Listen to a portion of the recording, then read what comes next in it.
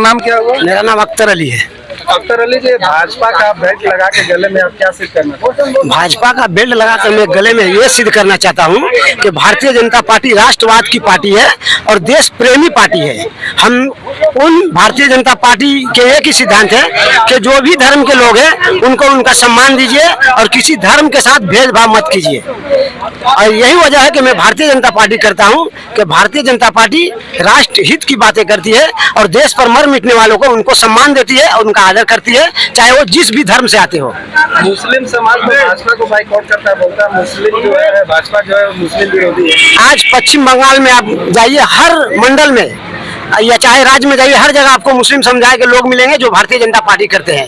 आज से 20 से 25 साल आगे जाइएगा तो बीजेपी करने वाले मुस्लिम समुदाय में नहीं पाए जाते थे, लेकिन आज परसेंटेज घरों में मुस्लिम समुदाय के लोग बीजेपी करते हैं। इसकी यही वजह है कि आज मुस्लिम समझ चुके हैं कि भारतीय जनता पार्टी धर्म विरोधी पार्टी नहीं है, सभी धर्म के लोगों का सम्मान करती है और सभी धर्म के लोगों को उनका पूरा अधिकार देना जानती है। अख्तर अली साहब, एक चीज बताइए, भाजपा जो है या नरेंद्र मोदी की जो सरकार है, क्या कभी जो भी आवास योजना हो या खाद प्रकरण का योजना हो, कभी क्या उन्होंने भेदभाव किया है मुस्लिम में? नहीं, मुस्लिमों जो मैक्सिमम आरोप लगाया जाता है कि सिर्फ एक वर्ग को खुश करने के लिए, यानी कि यूं कहा जाए तो भाजपा हिंदू के सपोर्ट करती है और मुस्लिम का विरोध करती है। नहीं, भाजपा मुस्लिमों का समर्थन करती है और हिंदुओं का विरोध करती है, चाहे मुस्लिमों का विरोध करती है हिंदुओं का समर्थन करती है, ऐसा बात नहीं है। प्रधानमंत्री आवास योजना की बारी आई तो मुस्लिमों का पूरा हक मिला। आयुष्मान भारत पश्चिम बंगाल में लागू नहीं हुआ, लेकिन पूरे हिंदुस्तान में मुसलमानों का इसका हक मिला। और दूसरा नंबर में बता दूं कि राशन की बारी आई तो मुसलमानों को पूरा राशन का अधिकार मिला। प्रधानमंत्री आवास योजना की बारी आई तो उनमें भी मुसलमानों का घर मिला। वैक्सीन की बारी आई तो मुसलमानों को वैक्सीन मिला। और 500 रुपये की जब बारी आई थी, जो जीरो बैलेंस के खाता होता था, उसमें भी मुसलमानों को ने पूरा लाभ उठाया और मुसलमानों को भी जीरो बैलेंस के खाते में 500 रुपया आया था।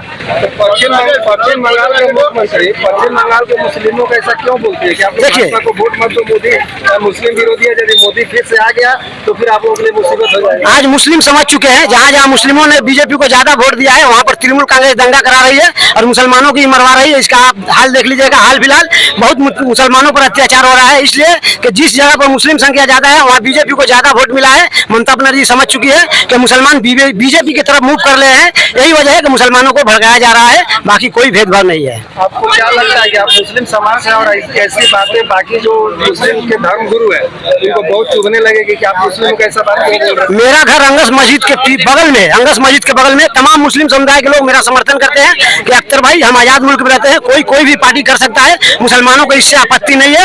ये गलत बात है कि मुसलमानों के ऊपर अफवाह फैलाया जाता है कि मुसलमान बीजेपी करने वाले से नफरत करते हैं, इसको मैं बायकॉट करता हूँ। आपको क्या लगता है कि प्रधानमंत्री के नेतृत्व में भारत जो है वो क्या सिक्योरिटी के मामले में बहुत स्थिर है?